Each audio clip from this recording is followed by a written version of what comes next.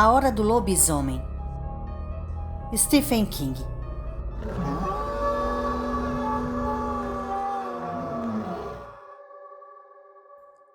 Outubro.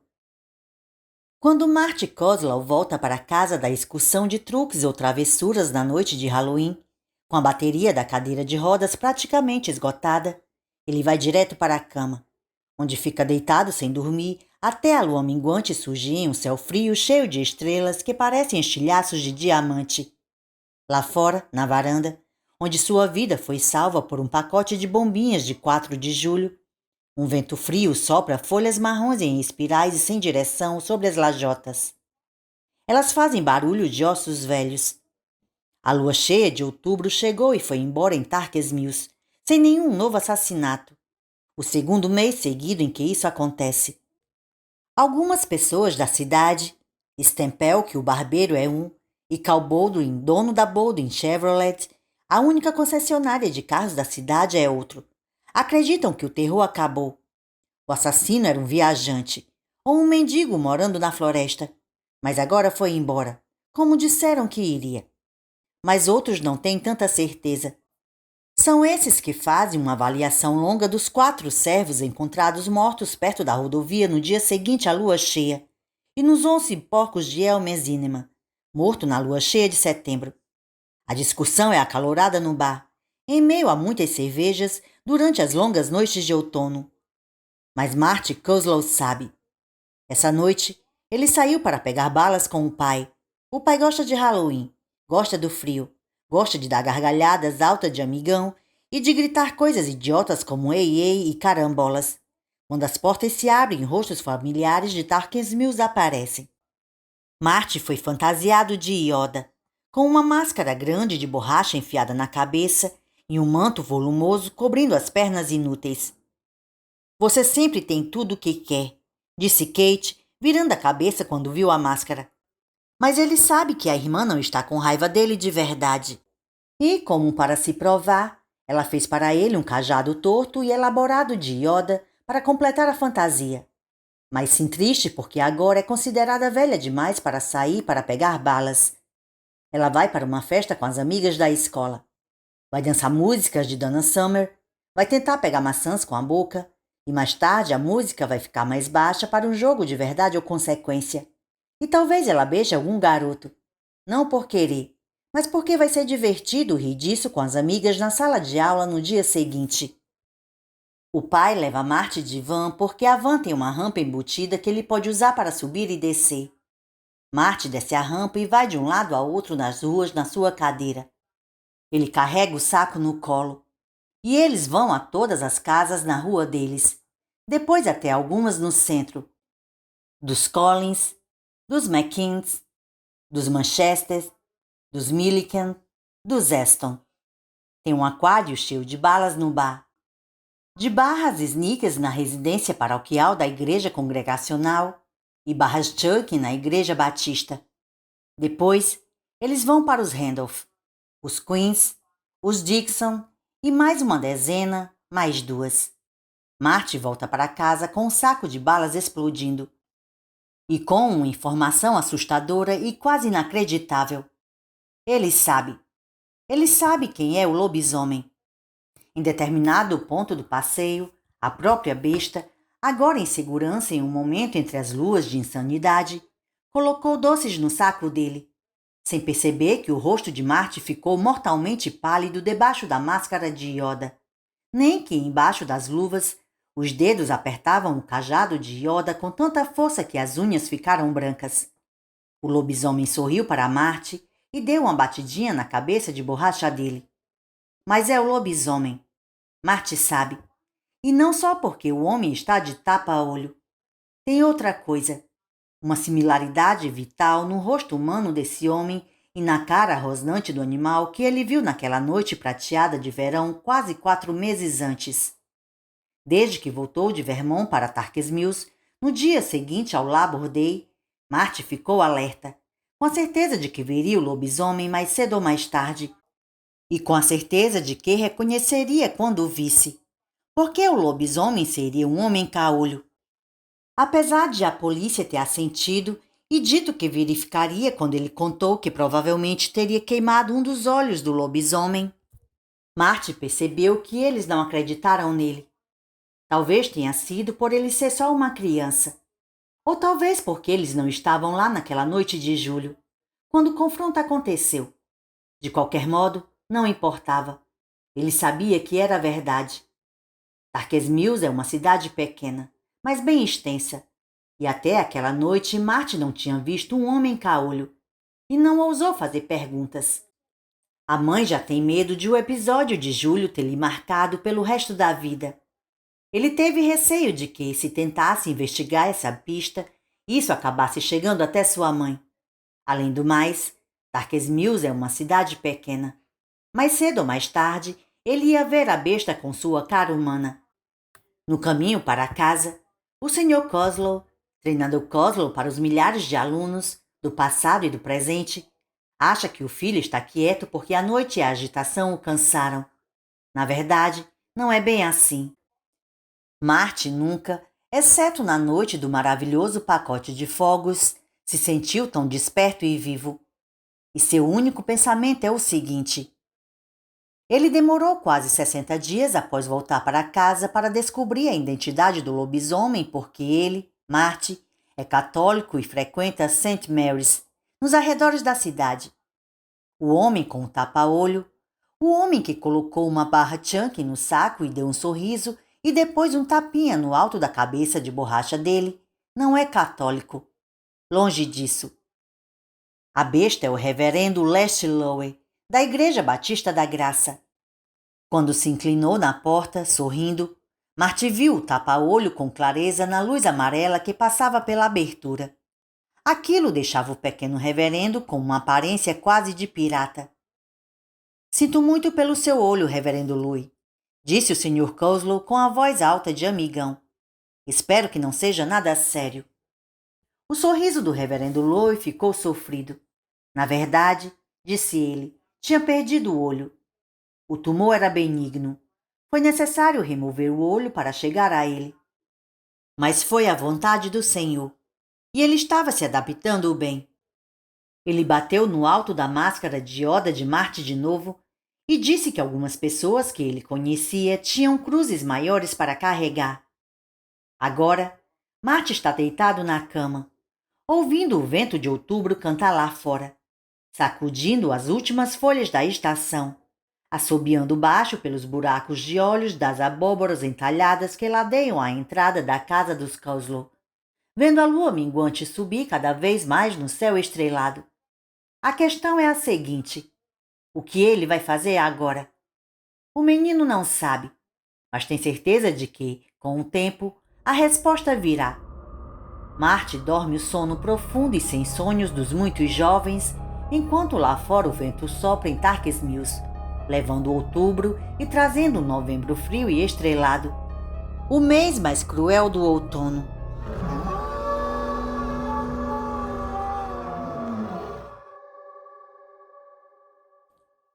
Novembro. A guimba fumegante do ano, o ferro escuro de novembro, chegou em Darkes Mills. Um êxodo estranho parece estar acontecendo na rua principal. O reverendo Lester Lowe observa da porta da residência paroquial batista. Ele saiu para pegar a correspondência e está segurando 6 circulares e uma única carta na mão.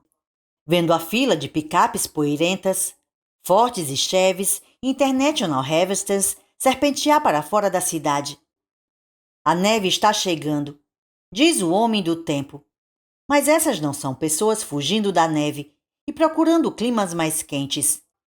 Não se parte para as praias douradas da Flórida ou da Califórnia com jaquetas de caça, armas atrás do banco do motorista e os cachorros na caçamba. É o 4º dia em que os homens, liderados por Elmer Zinnemann e seu irmão Pete, saem com cachorros e armas e várias garrafas de cerveja. É a nova moda, com a proximidade da lua cheia. A temporada de caça aos pássaros acabou, a dos cervos também. Mas a temporada dos lobisomens ainda está aberta, e a maioria daqueles homens, por trás da máscara de seriedade, está se divertindo. Como o treinador Coslow poderia ter dito, carambola, É isso mesmo. Para alguns dos homens, o reverendo Luiz sabe. Aquilo não passa de uma brincadeira. Eis uma oportunidade de ir para a floresta, encher a cara de cerveja, mijar nas ravinas, contar piadas de polacos e sapos e pretos, atirar em esquilos e corvos. Eles são os verdadeiros animais, pensa Lui, a mão indo inconscientemente até o tapa-olho que usa desde julho. Alguém vai atirar em alguém por acidente. Eles têm sorte de ainda não ter acontecido. A última picape some depois do cume de Tarques Mills, buzinando, com cachorros latindo e pulando na caçamba. Sim, alguns dos homens estão só de farra, mas outros, como Elmer e Pete Cinema, por exemplo, estão levando a sério. Se aquela criatura, homem ou animal, ou o que quer que seja, sair para caçar este mês, os cachorros vão sentir seu cheiro.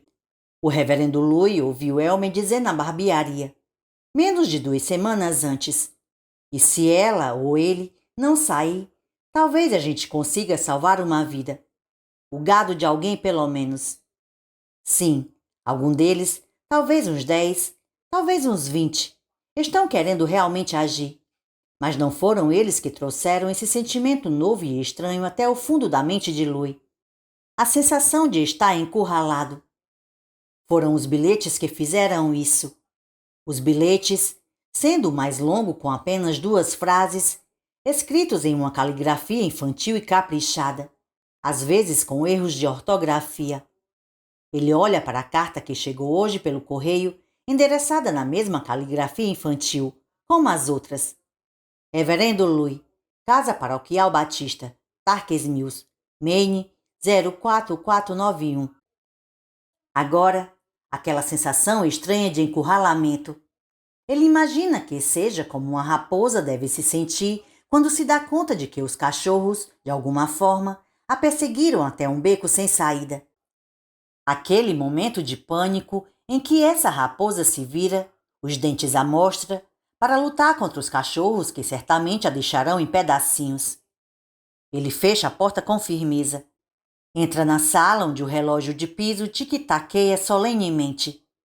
Senta-se, coloca as circulares religiosas de lado com cuidado na mesa que a senhora Miller encera 2 vezes por semana e abre a nova carta. Como as outras, não tem saudação.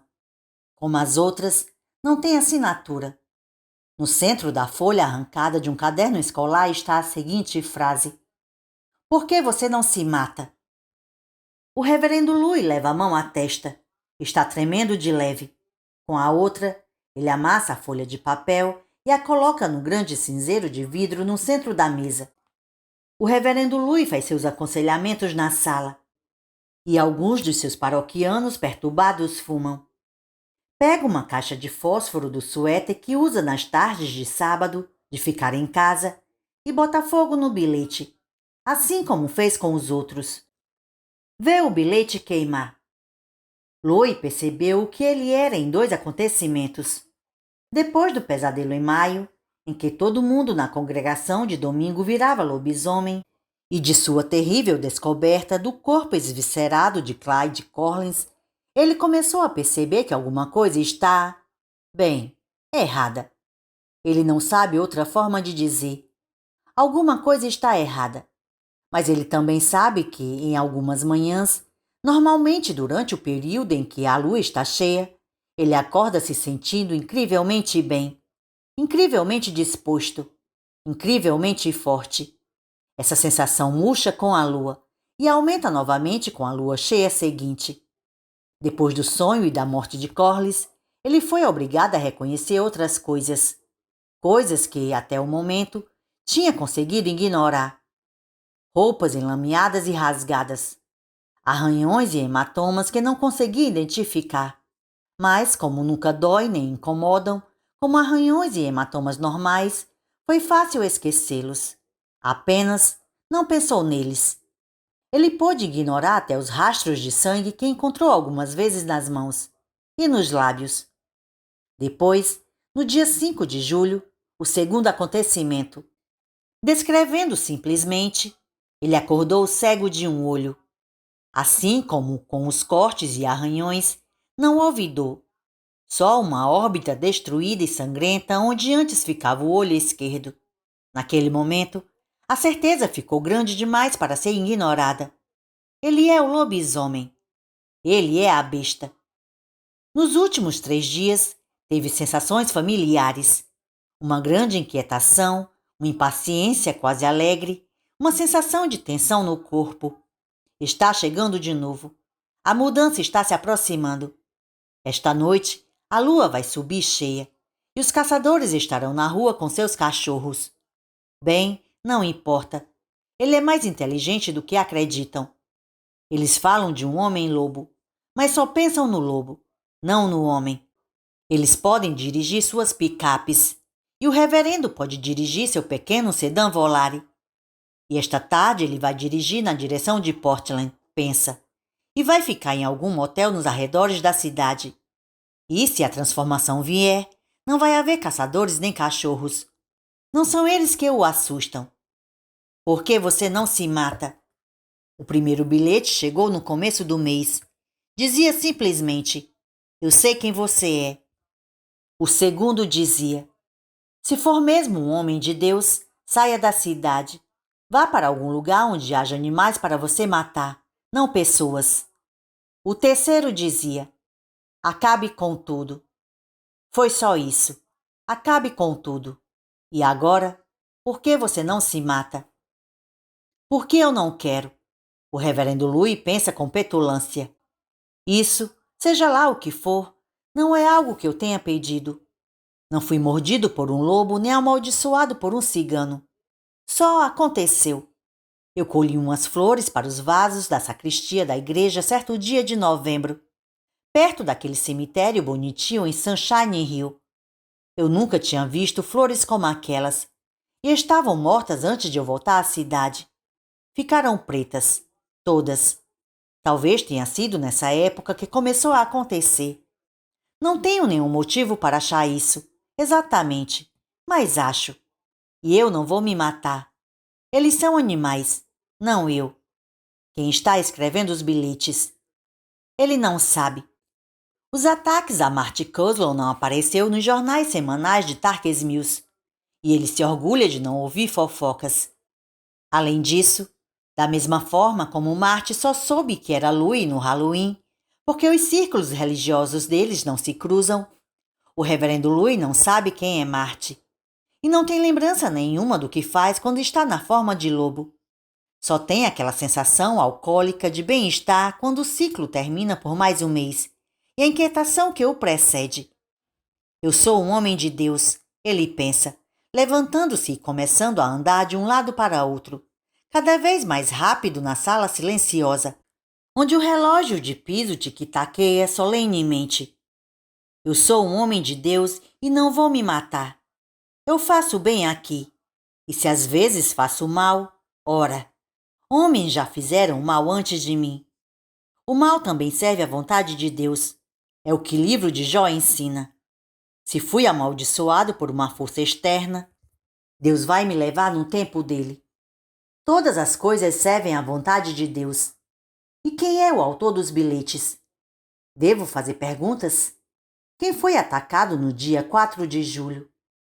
Como eu, a besta, perdi o olho.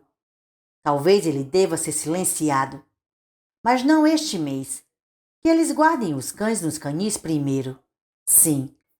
Ele começa a andar mais e mais rápido, inclinado, sem perceber que a barba, normalmente rala, ele só consegue fazer a barba a cada 3 dias, na época certa do mês, claro, agora está densa, cheia e áspera, e que o único olho castanho ficou de um tom de mel cada vez mais parecido com o verde esmeralda que vai ter mais tarde, à noite. Ele está inclinado para a frente enquanto anda, e começou a falar sozinho. Mas as palavras estão ficando cada vez mais baixas e cada vez mais parecidas com rosnados. Por fim, quando a tarde cinzenta de novembro começa a se transformar em um crepúsculo prematuro e sombrio, ele entra na cozinha, pega a chave do Volare num gancho ao lado da porta e quase corre até o carro. Dirige rápido na direção de Portland, sorrindo. E não diminui a velocidade quando a primeira neve da estação começa a rodopiar na luz dos faróis, dançarinos do céu de ferro. Ele sente a lua em algum lugar nas nuvens acima. Sente seu poder. Seu peito se expande, forçando a costura da camisa branca. Ele coloca o rádio em uma estação de rock e se sente simplesmente ótimo. E o que acontece mais tarde pode ser um julgamento de Deus ou uma piada dos deuses mais antigos que os homens adoravam da segurança de círculos de pedra em noites enluaradas. Ah, é engraçado. É sim, bem engraçado. Porque Louis foi até a Portland para virar a besta. E o homem que ele acaba destroçando naquela noite de novembro cheia de neve é Milt Stamfullen, um antigo residente de Tarkes Mills. E talvez Deus seja justo. Afinal, porque se havia um filho da puta de primeira categoria em Tarkes Mills, esse cara era Milt Stamfullen. Ele saiu naquela noite, como já fez em outras, dizendo para a esposa espancada, Dona Lee, que era trabalho. Mas o trabalho era uma garota de quinta categoria chamada Rita Tennyson, que passou para ele um caso terrível de herpes, que Milt já passou para Dona Lee, que nunca olhou para outro homem em todos os anos em que os dois foram casados. O reverendo Louis se registrou em um motel chamado The Driftwood, perto da divisa entre Portland e Westbrook, e é o mesmo motel em que Milt Stamfullen e Rita Tennyson escolheram nesta noite de novembro para fazer negócios. Milt sai às 10h15 para pegar a garrafa de bourbon que deixou no carro. E na verdade está se parabenizando por estar longe de Tarkes Mills na noite de lua cheia, quando a besta caolha pula em cima dele de um caminhão Peterbilt coberto de neve e arranca sua cabeça com um movimento grandioso. O último som que Milt Stamfullen escuta na vida é o rosnado crescente de triunfo do lobisomem. A cabeça dele rola para baixo do Peterbilt, os olhos arregalados, o pescoço jorrando sangue, e a garrafa de bourbon cai de sua mão trêmula enquanto a besta enfia o focinho no pescoço dele e começa a se alimentar. No dia seguinte, de volta à residência paroquial batista em Tarkes Mills e se sentindo simplesmente ótimo, o reverendo Louis vai ler o relato do assassinato no jornal e vai pensar piedosamente. Ele não era um bom homem. Todas as coisas servem ao Senhor. E depois disso, ele vai pensar. Quem é que está enviando os bilhetes? Quem foi a vítima de Júlio? Está na hora de descobrir. Está na hora de ouvir umas fofocas. O reverendo Lest Louis ajeita o tapa-olho, abre uma nova seção do jornal e pensa. Todas as coisas servem ao Senhor. E se for da vontade do Senhor, eu vou encontrá-lo e silenciá-lo para sempre.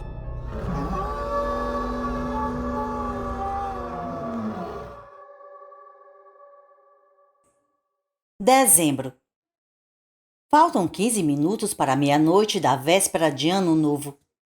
Em Tarkes Mills, assim como no resto do mundo, o ano está chegando ao fim. E em Tarkes Mills, assim como no resto do mundo, o ano trouxe mudanças.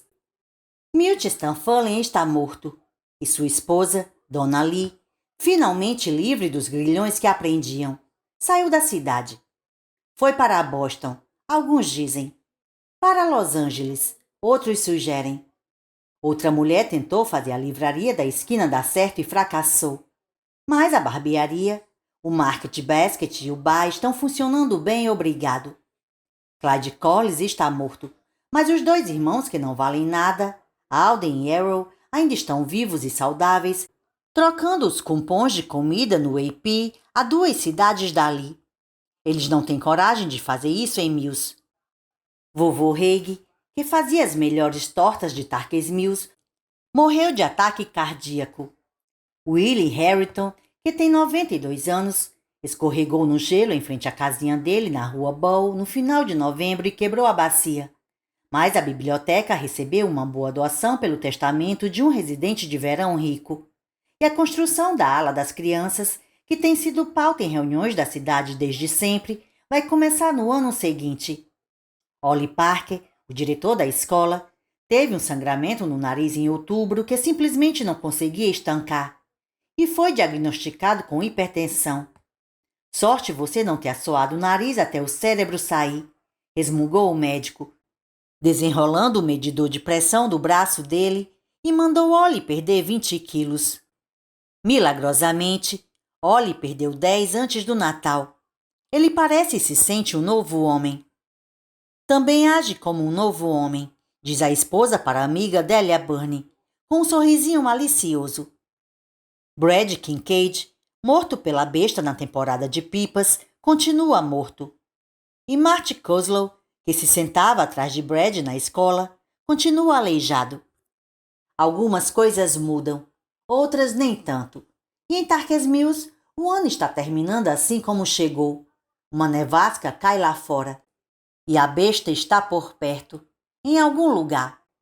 Sentados na sala dos Kozlow, vendo Dick Clark's Rockin' New Year's Eve, estão Marty Kozlow e seu tio Al. Tio Al está no sofá. Marty está sentado na cadeira de rodas de frente para a TV. Tem uma arma no colo de Marty, um Colt Woodsman 38. Tem 2 balas no tambor da arma, as 2 de prata pura. Tio Al conseguiu que um amigo de Repton, Mac McCutcheon, fizesse as balas em uma máquina de recarga de munição. Esse mesmo Mac McCutcheon, depois de muito protesto, derreteu a colher de lembrança de crisma de Marty com um maçarico de propano e calibrou o peso de pólvora necessário para disparar a bala sem fazê-la voar desgovernada. Não garanto que vão funcionar, disse esse mesmo Mac McCutcheon para tio Al, mas provavelmente vão. O que você vai matar, Al? Um lobisomem ou um vampiro? Um de cada, respondeu tio Al, também sorrindo. É por isso que você tem que fazer 2. Tinha uma alma penada por lá também, mas o pai morreu em Dakota do Norte e ele teve que pegar um avião até Fargo. Eles morreram de rir disso. E Al disse, são para meu sobrinho. Ele é doido por filmes de monstros e achei que seria um presente de Natal interessante. Bom, se ele disparar contra uma madeira, traga aqui. Diz Mac. Eu gostaria de ver o que acontece. Na verdade, tio Al não sabe o que pensar. Ele não via Marty nem ia a Tarkers Mills desde o dia 3 de julho. Como poderia ter previsto, sua irmã, a mãe de Marty, está furiosa com ele por causa dos fogos. Ele poderia ter morrido, seu idiota. O que você estava pensando? Ela gritou para ele ao telefone. Parece que foram os fogos que o salvaram. Começou Al, mas um estalo alto interrompeu a ligação. A irmã é teimosa. Quando não quer ouvir uma coisa, ela não ouve. No começo do mês, ele recebeu uma ligação de Marty. Eu tenho que te ver, tio Al, disse Marty. Você é o único com quem posso falar. Estou em situação crítica com sua mãe, garoto, respondeu Al. É importante. Por favor, por favor. Assim, ele foi e encarou o silêncio gelado e desaprovador da irmã. Em um dia frio e claro do começo de dezembro, Al levou Marty para dar uma volta de carro, colocando-o cuidadosamente no banco traseiro. Só que nesse dia não houve velocidade exacerbada nem gargalhadas. Só tio Al ouvindo Marty falar. Tio Al ouviu com inquietação crescente conforme a história foi contada. Marty começou contando para Al de novo sobre a noite do maravilhoso pacote de fogos e que explodiu o olho esquerdo da criatura com as bombinhas Black Cat. Em seguida, contou sobre o Halloween e o reverendo Louis. Contou para tio Al que começou a mandar bilhetes anônimos para o reverendo. Anônimos, claro, até os 2 últimos. Depois do assassinato de Milt Stamfullen em Portland. Esses ele assinou como ensinaram na escola. Atenciosamente, Martin Kozlow. Você não devia ter enviado bilhetes para o homem, nem anônimos e muito menos assinados, disse tio Al com rispidez. Cristo, Martin! Já pensou que você poderia estar enganado? Claro que sim, respondeu Marty. Foi por isso que assinei meu nome nos 2 últimos. Você não vai me perguntar o que aconteceu? Não vai me perguntar se ele procurou meu pai e disse que mandei um bilhete dizendo por que você não se mata? E outro dizendo que estamos quase pegando ele. Ele não fez isso? Perguntou Al, já sabendo a resposta. Não, disse Marty baixinho. Ele não falou com meu pai, não falou com minha mãe e não falou comigo. Marty, pode haver milhões de motivos para... Não, só tem um. Ele é o lobisomem. Ele é a besta. É ele. E ele está esperando a lua cheia. Como o reverendo Louis, ele não pode fazer nada. Mas como lobisomem, pode fazer muita coisa. Pode me silenciar. E Marty falou com uma simplicidade tão apavorante que Al quase se convenceu. E o que você quer de mim? Perguntou Al. Marty falou. Ele queria 2 balas de prata e uma arma para dispará-la e queria que Al ficasse com ele na véspera de Ano Novo, a primeira noite da lua cheia. Eu não vou fazer isso, disse tio Al. Marty, você é um bom garoto, mas está ficando maluco. Acho que está sofrendo de um caso agudo de febre da cadeira de rodas. Se pensar bem, vai perceber. Talvez. Mas pense em como você vai se sentir culpado se receber uma ligação no dia do Ano Novo dizendo que estou morto na cama, todo mastigado. Você quer isso na sua consciência, tio Al? Al começou a falar, mas fechou a boca de repente. Virou em uma entrada da garagem, ouvindo as rodas da frente do Mercedes esmagarem a neve recém-caída. Deu meia volta e começou a refazer o caminho. Ele lutou na Guerra do Vietnã e ganhou algumas medalhas por lá. Evitou com sucesso compromissos longos com várias moças amorosas. E agora se sentia preso e encurralado pelo sobrinho de 10 anos. Pelo sobrinho aleijado de 10 anos. Claro que ele não queria uma coisa assim na consciência. Nem mesmo a possibilidade de uma coisa assim. E Marty sabia. Assim como Marty sabia que, se tio Al achasse que havia uma única chance em 1000 de ele estar certo, 4 dias depois, no dia 10 de dezembro, tio Al ligou. Boas notícias, anunciou Marty para a família, rolando a cadeira para a sala. Tio Al vem passar o Ano Novo com a gente. Não vem mesmo, disse a mãe com seu tom mais frio e brusco. Marty não se deixou afetar. Desculpa, eu já convidei, disse ele. Ele disse que traria o pó colorido para a lareira. A mãe passou o resto do dia olhando para Marty de cara feia toda vez que se esbarravam, mas não ligou para o irmão para mandá-lo não vir.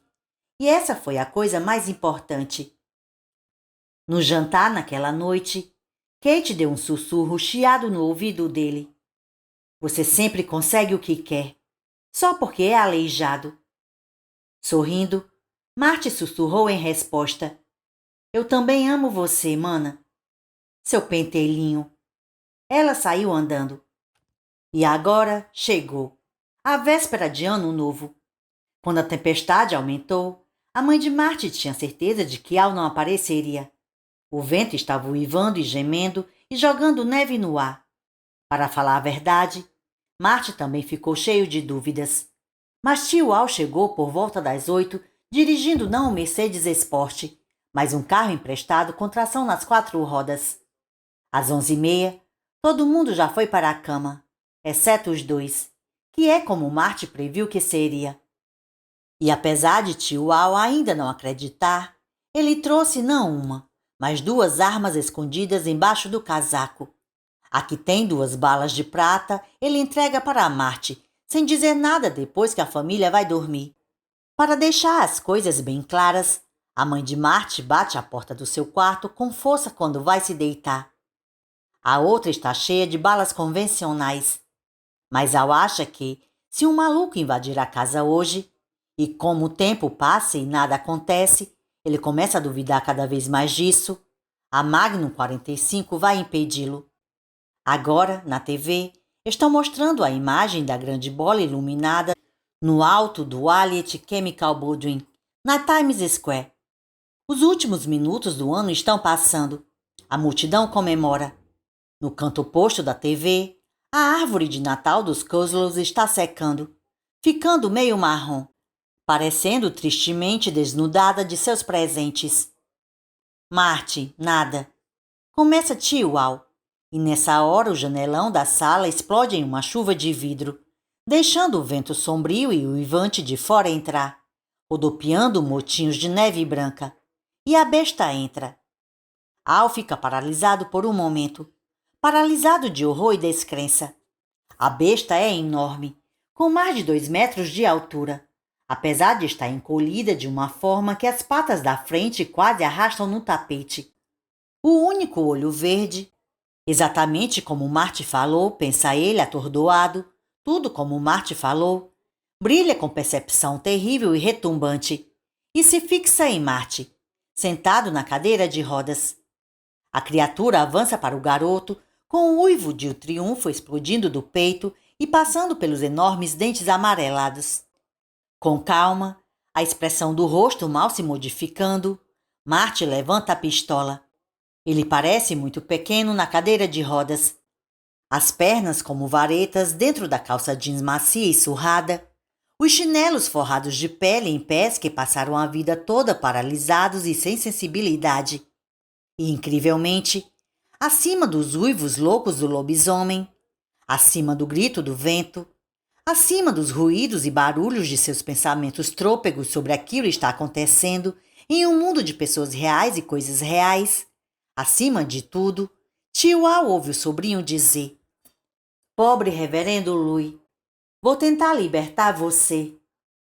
E quando o lobisomem salta, a sombra de uma mancha no tapete, as mãos com garras esticadas, Marty dispara. Por causa da pouca carga de pólvora, a arma faz um estalo quase insignificante. Parece uma espingarda de ar comprimido. Mas o rugido de fúria do lobisomem fica ainda mais alto. Agora um grito lunático de dor. Ele tomba contra a parede e seu ombro abre um buraco no gesso. Um quadro de Curry Ives cai na cabeça da criatura. Desliza da pelagem grossa das costas e se estilhaça na hora que o lobisomem se vira. Escorre sangue pela cara selvagem e peluda, e o olho verde parece descontrolado e confuso.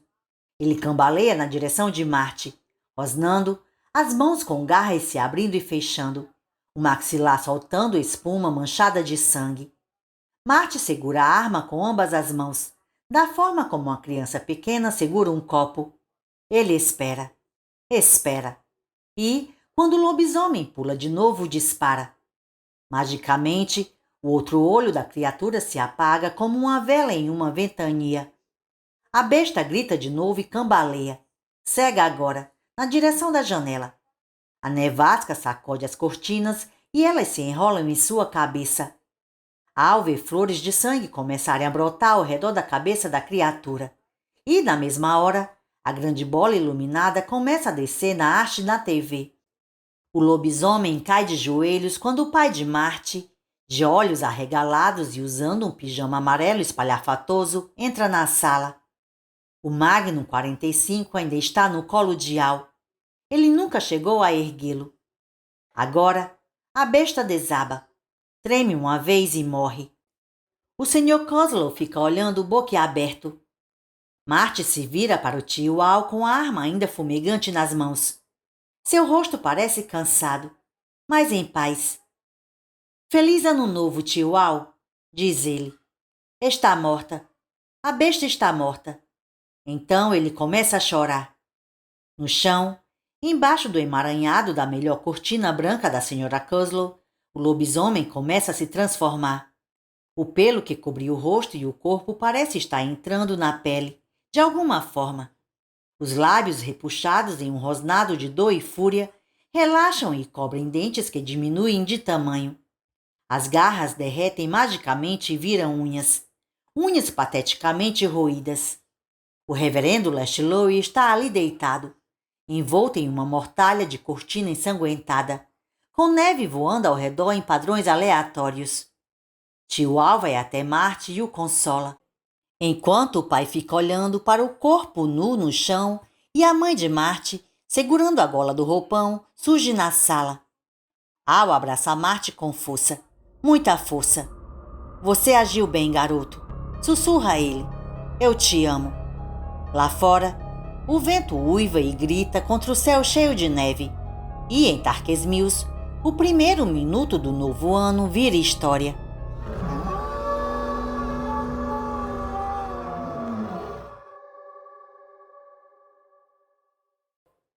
Pós-fácil. Qualquer observador dedicado da Lua vai perceber que, independentemente do ano, eu tomei muitas liberdades com o ciclo lunar, normalmente para tirar vantagem dos dias Valentine's Day, o 4 de julho, etc., que marcam certos meses nas nossas mentes. Para os leitores que acharam que eu não sabia das coisas, eu garanto que sabia. Mas a tentação foi grande demais para resistir. Stephen King, 4 de agosto de 1983. Fim do livro.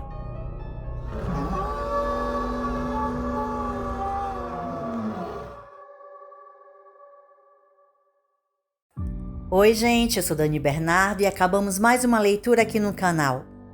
Mais um livro de King, dessa vez um clássico, e eu fiquei muito feliz com a recepção que essa leitura teve aqui no canal. Vi que vocês gostaram demais quando eu comecei a ler e fico muito feliz que essa escolha de leitura tenha agradado vocês. Eu gostei bastante do livro, apesar de alguns comentários que eu já tinha visto antes a respeito de que King não se aprofunda nos personagens e que as pessoas não conseguem se apegar como leitor àqueles personagens e acabavam não se importando demais com as mortes deles. Para mim, o livro fluiu muito bem.